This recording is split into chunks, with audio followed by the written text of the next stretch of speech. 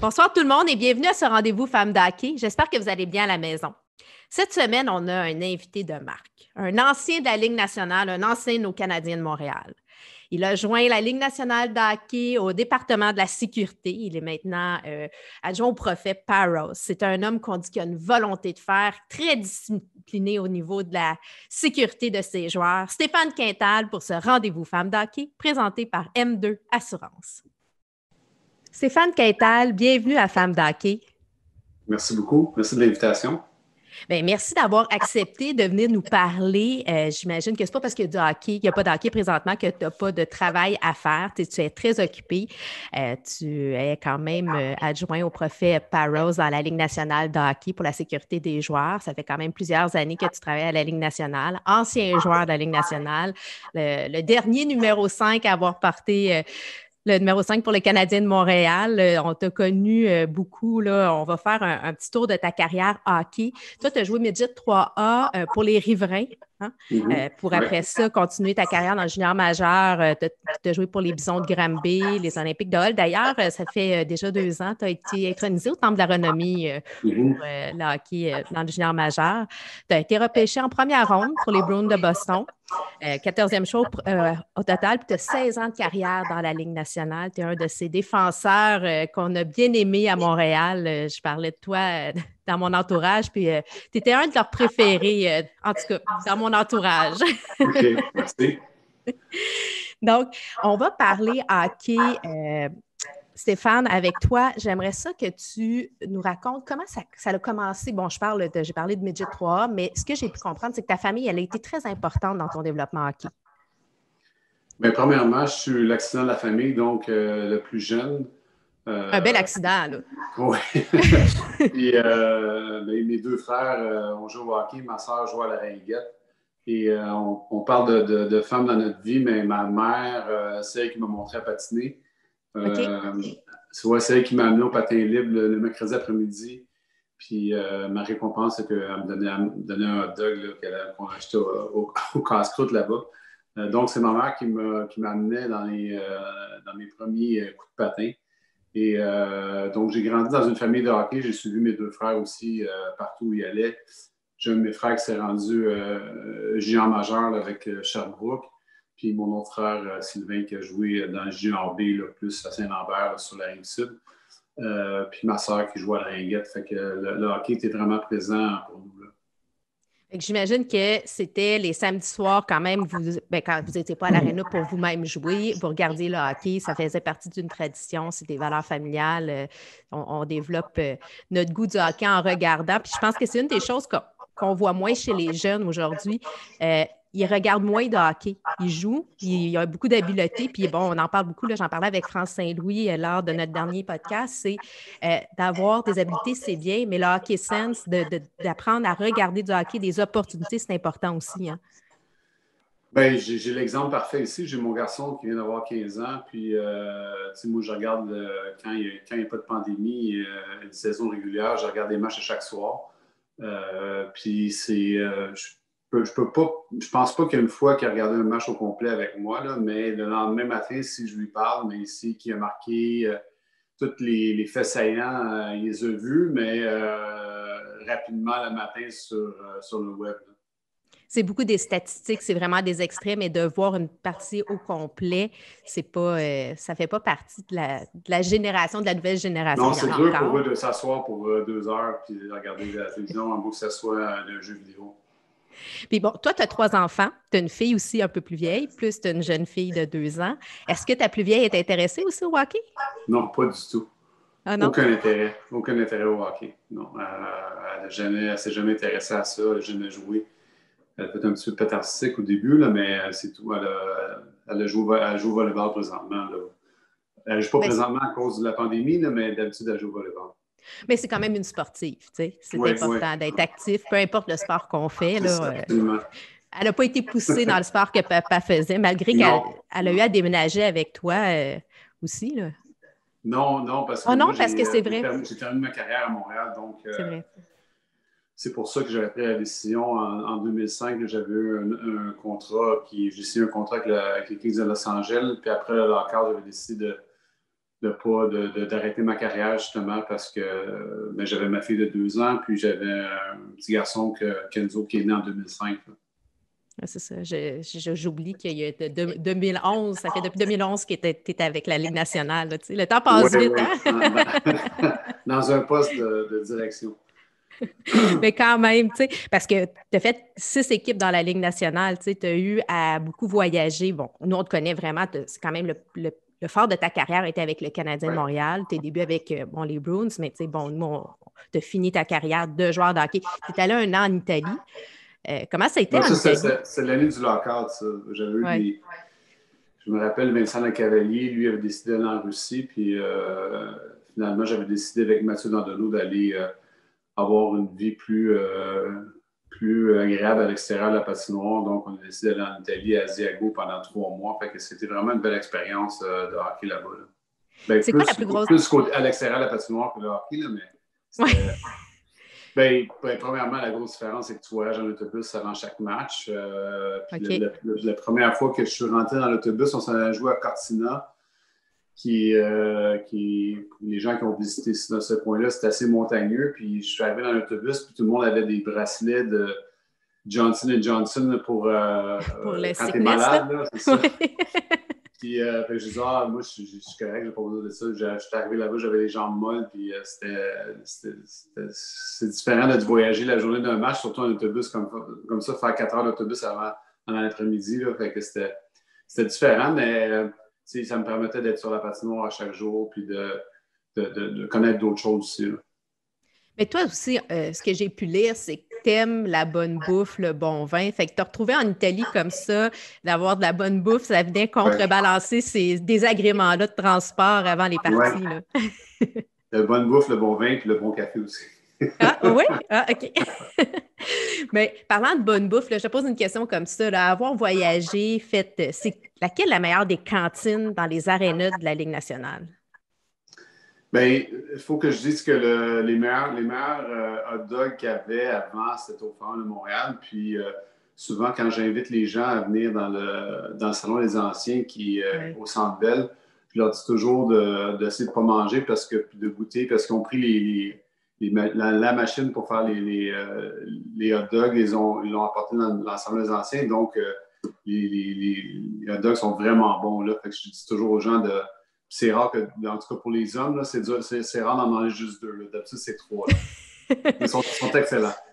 J'ai beau être une femme, quand je vais au Centre Bell, puis que j'ai la chance d'en avoir un, justement, du salon. Ben, en fait, il y a aussi le salon des directeurs, je pense qu'il y a la plaque aussi. Ouais, Fait que, donc, on peut aller chercher. J'en profite, moi aussi. C'est mon petit péché mignon. Je suis d'accord avec toi. Tu parles beaucoup aussi de sécurité, bien entendu, parce que c'est ton poste dans les dernières années avec la Ligue nationale de hockey. Depuis que tu as commencé ton mandat, il y a eu une belle progression de diminution, là, parce que, bon, quand on parle des suspensions, ça a quand même beaucoup diminué de 43 à 27. On parle aussi des amendes là, par année là, qui diminuent. Et tu prônes l'éducation, tu prônes de parler aux joueurs. Là. J'aimerais ça que tu nous parles, là, j'ai entendu dans une autre entrevue, j'aimerais ça que tu nous expliques c'est quoi ton approche avec les joueurs, justement, au niveau de la sécurité puis de... Bien, probablement, il y a 2 volets à ça. C'est qu'il y a un volet plus pour les jeunes. Donc, quand on a négocié la convention collective, la dernière convention collective en 2012, c'est qu'on a mis, ça venait du baseball avec Donald Fear, c'est qu'il y a un camp d'éducation pour les recrues. Donc, chaque équipe envoie 2 à 3 joueurs. On est à Washington pendant 3 jours, puis on fait des séances sur soit comment gérer ton argent, comment gérer les réseaux sociaux, expliquer un peu la ligue, comment ça fonctionne. Puis nous, dans notre... on appelle ça une session avec la sécurité des joueurs, c'est qu'on montre un exemple de mise en échec, puis après ça, eux autres, ils décident si jamais c'est une suspension ou pas. Puis ils font leur travail pendant 1 heure de temps. Après ça, ils font une vidéo, ils écrivent le scénario, puis après ça, ils expliquent leur décision. Fait que ça leur permet de comprendre un peu comment on fonctionne et connaître aussi les règlements. Le deuxième volet de notre travail qu'on fait beaucoup et que les gens ne connaissent pas, c'est que souvent, si je regarde un match, puis je te donne un exemple, je vois Yannick Gourde une mise en échec à Tampa Bay, puis je vois que c'est comme... Il était comme à 5 cm ou 2 cm de se faire suspendre. Mais le lendemain, je vais appeler soit Julien Brisebois ou Mathieu Darche, que je connais bien, pour lui dire de juste donner. Puis ça, les joueurs apprécient vraiment. Ça fait plusieurs années qu'on fait ça. On leur envoie la séquence vidéo, on leur montre, on dit OK, ça c'était correct, mais c'était vraiment proche, fait que fais attention la prochaine fois. Fait que le côté éducatif est super important. Puis maintenant, je pense qu'on s'est débarrassé depuis 2011 des un peu prédateurs. Là, les gars ceux qui connaissent le hockey vont en dire, les gars là, comme Matt Cook et Rafi Torres, que moi j'avais suspendu pour 41 matchs là, pour les coups à la tête. Puis ça aussi, c'est qu'en 2011, on a sorti un règlement pour les coups à la tête. Donc, ça a pris un peu de temps avant que les joueurs s'habituent. Puis maintenant, mais ces mises en échec-là, surtout, on parle de mise en échec, le S-Ouest, qui est un défenseur qui va aller essayer de frapper un joueur. Mais s'il ne frappe pas l'épaule, la marge d'erreur est vraiment mince. Fait que souvent, maintenant, il y a de plus ces mises en échec-là. Et qui font vraiment attention. Puis les mises en échec ou les suspensions qu'on voit maintenant, c'est vraiment parce que, justement, l'angle n'était pas si bonne que ça ou son timing était moins bon, mais c'est pas parce que le joueur avait l'intention de blesser. Moi, je crois vraiment, mais vraiment pas à ça. Là. Je pense que ça a beaucoup évolué. On a évolué, on est plus conscient des impacts. On parlait des commotions cérébrales, justement. On a eu une rencontre avec Guillaume Latendresse là-dessus.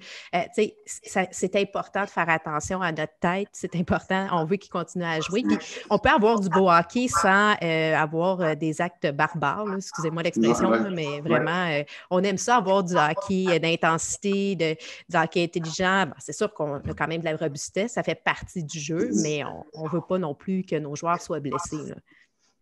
Bien, c'est ça, on veut voir des bonnes mises en échec, mais légales. Exactement.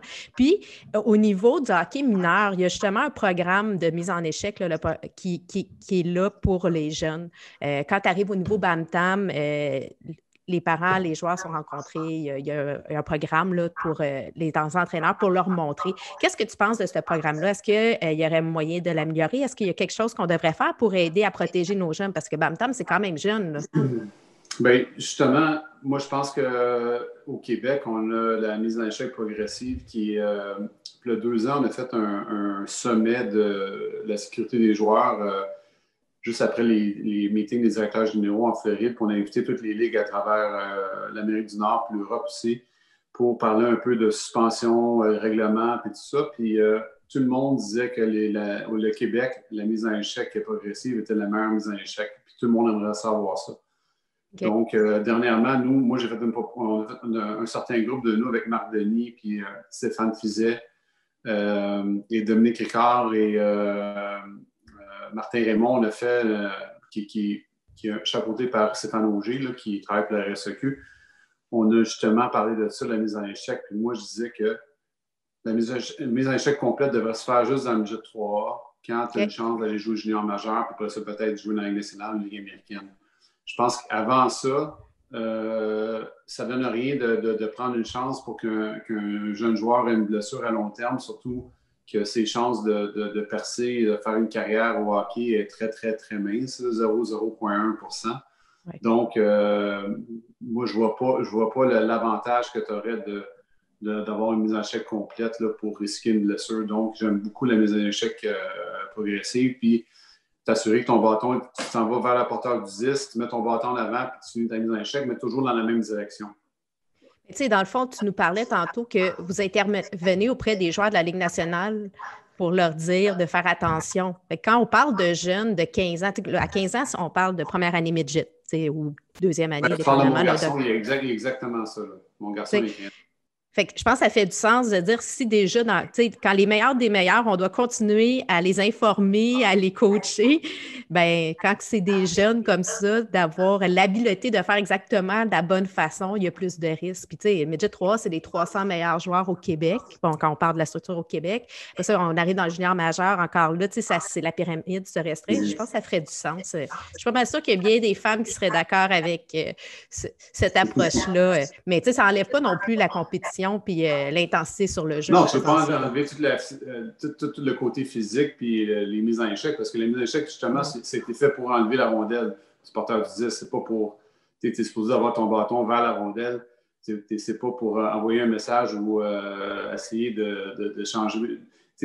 Il y en a dans la Ligue nationale que c'est comme ça, des joueurs de quatrième ligne, mais il y en a de moins en moins. Là. On a de plus en plus de qualité, de bons joueurs. Le hockey est en belle évolution. Là, on a du beau spectacle, à tout le moins. Oui, absolument. Et on va revenir un peu dans ta carrière de joueur. Dis-moi, y a-tu un moment qui est précieux pour toi? Y a-tu un moment là, que tu voudrais nous partager, que tu dis, pour moi, ça, c'est mon plus beau moment de hockey que j'ai vécu? Bien, plusieurs moments de hockey. Par rapport personnellement, quand il y a eu la fermeture du forum, parce que pour moi, le forum, c'est tellement mythique. J'ai eu l'occasion d'y aller une fois avant de jouer là-bas parce qu'on n'avait pas les moyens. Je n'avais pas les moyens de m'acheter des billets de hockey. Puis je me rappelais tout le temps, c'était quelqu'un qui voulait nous vendre des fenêtres à la maison chez nous, puis il y avait des billets. Puis finalement, je suis allé voir le match. Puis c'était contre les Whalers de Hartford. Puis c'était le seul match que j'ai vu avant de jouer mon premier match là-bas au forum quand j'étais avec les Blues de Boston. Ça, c'était vraiment spécial pour moi. Je parle à chaque fois qu'on est allé en série à Montréal. Il n'y a rien qui bat Montréal en série éliminatoire. Puis aussi, qu'est-ce qui était vraiment émotif, c'était le retour de Saku Koivu après son cancer. Oui. C'était un beau moment de hockey. Là. Oui, je m'en rappelle. Le hockey, c'est de l'émotion, c'est des souvenirs. Puis comme tu dis, Montréal est une ville de hockey. Le Canada est un pays de hockey, en fait. On aime nos équipes, on aime même notre équipe nationale. On est très, très impliqués et très opiniards aussi. On a beaucoup de gérants d'estrade. Qu'est-ce que tu en penses, toi, de ça, de nos gérants d'estrade? Mon gérant d'estrade, honnêtement, depuis que je fais ça dans 2011, surtout quand c'était moi qui étais décisionnel pendant quasiment 4 ans, j'ai eu mon lot de critiques, là, puis je me sens un peu comme les politiciens présentement. Là, quand je faisais mon travail, je suspendais un joueur, mais c'était toute la ville de Philadelphie m'haïssait ou toute l'autre ville me trouvait très bon. Donc, tu fais jamais des heureux, mais tu essaies d'être constant dans ton travail puis de faire ton travail avec diligence. Puis, c'est ça qu'on fait. C'est Brendan Shanahan qui a mis ce comité-là en place avec Bettman en 2011. Puis, il a vraiment mis des bonnes bases. Il était très bon dans qu'est-ce qu'il faisait. Puis après ça, moi, j'ai pris sa place. Après ça, George, j'ai pris ma place. Mais les gens qui travaillent, on était une vingtaine qui travaillent là. Puis il y en a beaucoup qui sont là depuis le début. Donc, on a une belle équipe. Puis dans le fond, on ne se laisse pas vraiment influencer par tout ça. Mais ce que j'ai pu comprendre, c'est qu'il n'y a aucune décision qui est prise à la légère. C'est vraiment, vous avez... il y a plusieurs écrans, vous vérifiez toutes les décisions qui sont prises parce qu'ils ont été vraiment vérifiés, contre-vérifiés, puis la décision est faite après. Oui, surtout que admettons que quand j'étais décisionnel, il y avait une vingtaine de personnes qui j'envoyais, mettons, un email pour savoir qu'est-ce qu'ils pensaient du jeu, si ça valait une suspension ou pas, qui me donnait une explication assez courte, là, mais quand même, je recevais 20 emails, mais il n'y a personne qui voyait les emails des autres. La seule personne qui voyait toutes les réponses, c'était moi. C'est justement pour ne pas influencer ceux qui ont plus d'expérience ou ceux qui ont joué dans la Ligue nationale ou des choses comme ça. Fait qu'on prend les opinions égales de tout le monde.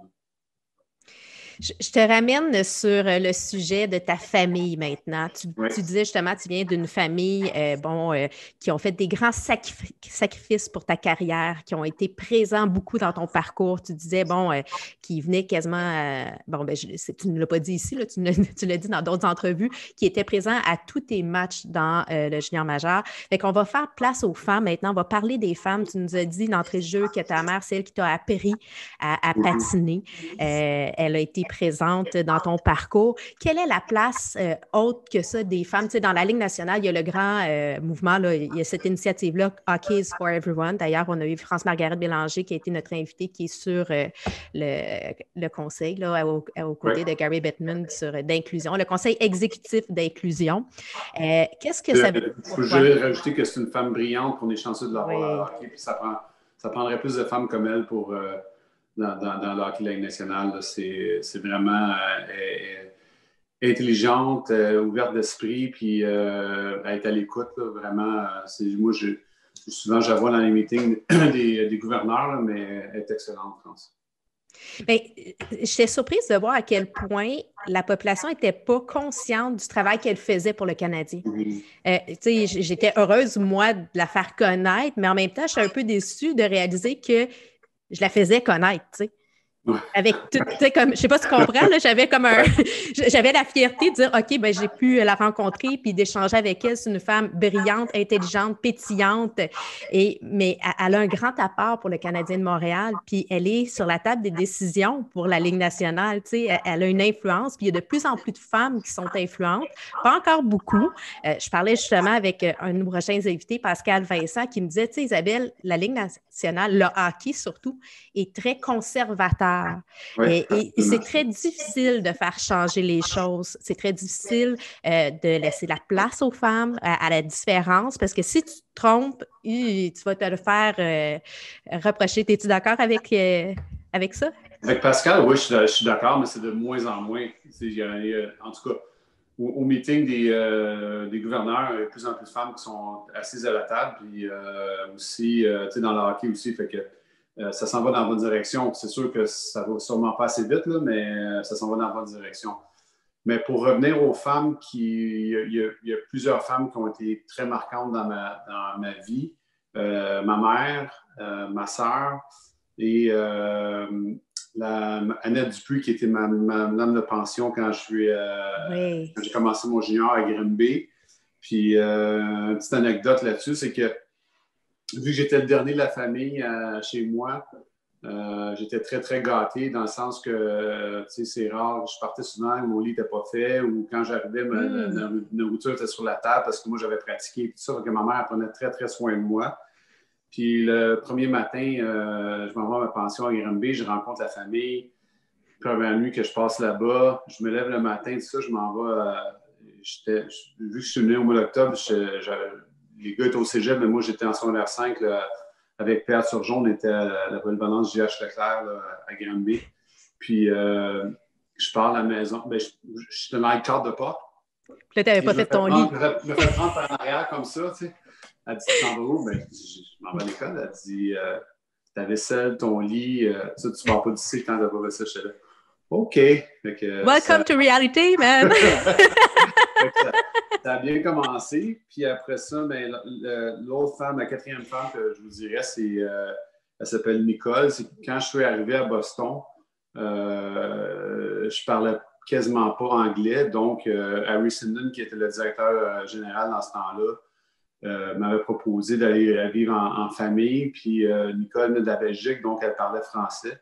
Fait qu'elle m'a appris l'anglais. Puis j'ai resté dans une famille, mais une famille vraiment, j'étais vraiment, vraiment privilégié. Pour ceux qui connaissent Boston un peu, j'étais juste l'autre côté de la rue du Brookline Country Club, qui est un terrain de golf mythique à Boston.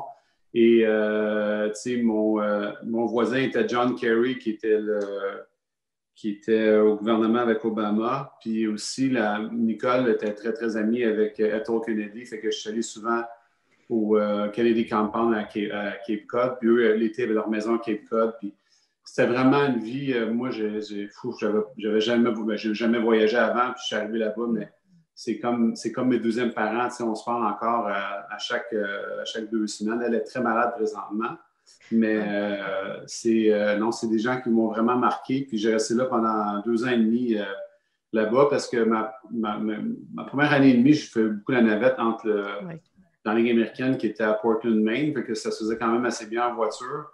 Fait que moi, j'avais toujours une place à Boston. Quand j'étais rappelé avec les Blues, ben, je restais à la maison là-bas. Puis, non, c'était vraiment... J'ai été vraiment privilégié par rapport à ça pour les femmes qui ont été dans ma vie. Là.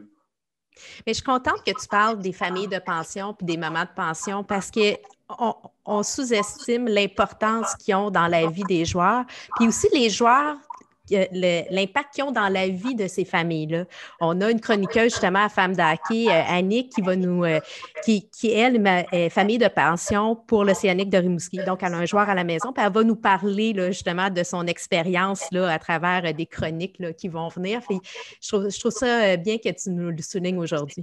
Oui, parce qu'ils m'ont donné des bonnes valeurs, puis souvent, je donne l'exemple, je voyais des joueurs à Montréal, on parlait des frères Costin ou qui ont eu des déboires un peu à l'extérieur de la patinoire. Puis moi, c'était impossible de faire ça quand je suis arrivé à Boston. Mais premièrement, je n'avais pas l'âge pour rentrer dans les bars parce que c'était 21 ans. Mais deuxièmement, le dimanche soir, si je suis avec ma famille, j'allais pas. Puis honnêtement, je ne dis pas ça pour les blâmer.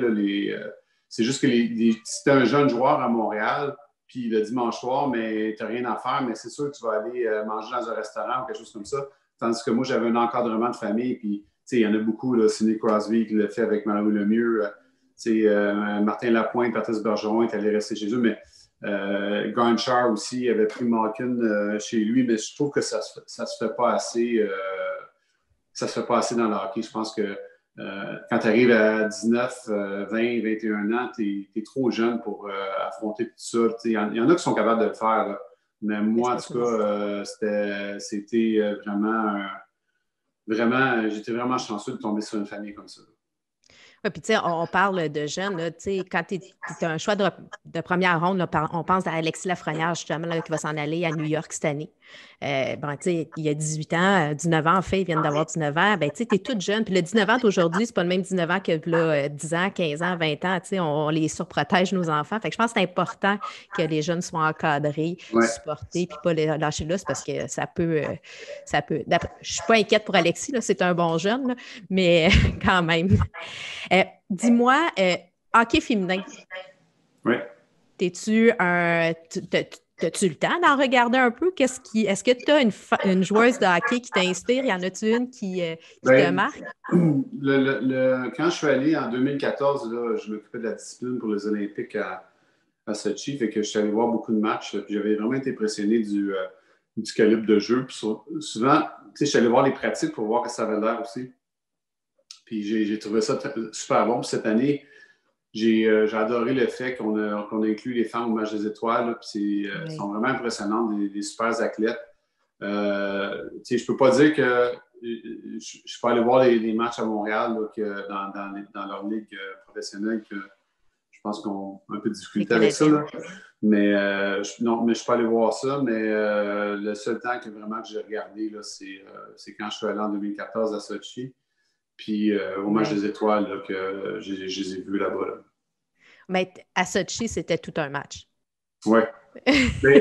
Oui, mais ça sera peut-être un sujet pour une autre fois, là, mais les grandes patinoires, tout le monde dit par rapport au jeu physique, les grandes patinoires, mais moi, jamais je voudrais aller là parce que c'est certain que nous, on regarde, mettons, les bons matchs et les bonnes équipes, mais je regardais les équipes moins fortes jouer contre, mettons, le Canada, mais qu'est-ce qu'ils faisaient comme au soccer, c'est qu'ils restaient tout le monde dans l'enclave, ils jouaient quasiment à la trappe parce que c'est leur seule chance de gagner. Fait que c'est sûr pour un défenseur d'aller dans le coin puis de peut-être de te faire battre puis de revenir en avant du filet.